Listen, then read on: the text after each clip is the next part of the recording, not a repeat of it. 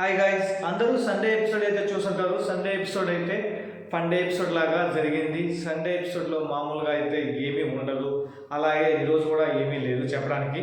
So అందుకనే book కూడా లేదు. ఇంకా బేసిక్గా మనం మాట్లాడుకుంటే సండే ఎపిసోడ్లో ఒక త్రీ గేమ్స్, ఒక త్రీ సేవింగ్స్తో అయితే అలా మన నాగార్జున గారు అయితే కాలం గడిపేస్తాడు. ఇంకా మనం చూస్తే లాస్ట్ ఒక 15 మినిట్స్ అయితే చాలా ఇంట్రెస్టింగ్ అయితే ఉంది. దాంట్లో మన పృథ్వీ అయితే ఎలిమినేట్ అయిపోయాడు. సో ఇప్పుడు ఈ ఎలిమినేషన్ మీరు ఎంతమంది అన్ఫెయిర్ ఎలిమినేషన్ అని అనుకుంటున్నారో కామెంట్ చేయండి. సో ఇంకా నా పాయింట్ ఆఫ్ వ్యూ వస్తే అన్ఫెయిర్ ఎలిమినేషన్ అని నేను అనుకుంటున్నాను. ఎందుకంటే పృథ్వీ ఒక పాయింట్లో మాత్రమే నెగిటివ్, అది కూడా అగ్రెషన్. అలాగే ఇప్పుడు టాస్క్లు అయిపోయాయి, టాస్క్లు అయిపోయిన తర్వాత తన ఇన్వాల్వ్మెంట్ అనేది ఉండదన్నమాట. ఏదైనా చెప్తే ఆ టైప్లో అనమాట.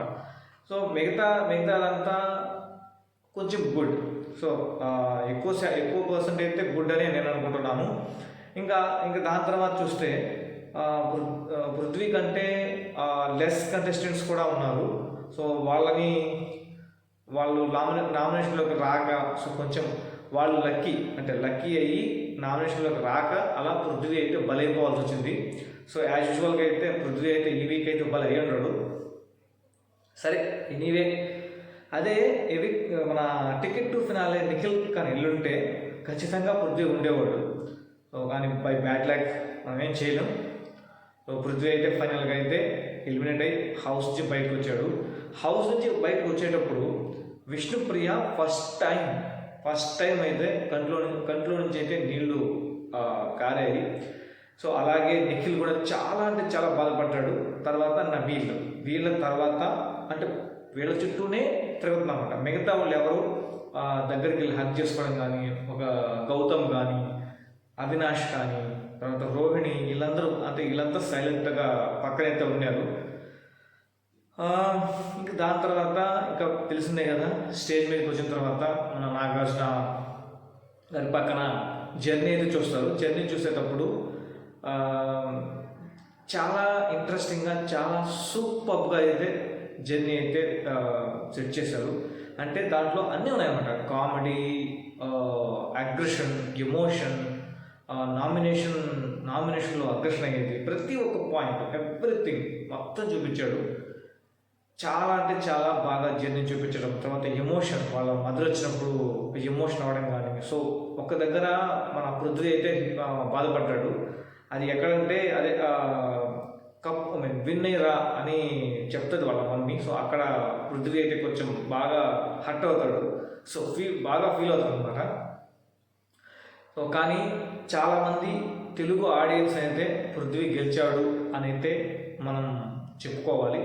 సో చెప్తారు కదా, ఇంకా చాలా సినిమాల్లో అన్నిట్లో ఉంటుంది కదా, ఓడిపోతే ఆడియన్స్ని గెలుచుకుంటారు, అంటే ఆడియన్స్ మనసుని గెలుచుకోవడం ఆ టైంలో.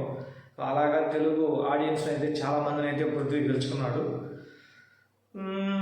ఇంకా ఎపిసోడ్ అయితే అంతేను. తర్వాత వచ్చి మన యాజ్ యూజువల్గా బోర్డు పెట్టి 3 hits 3 flops అయితే పెట్టమంటే మనకి తెలిసిందే కదా పృథ్వీ ఎవరిని పెడతాడు.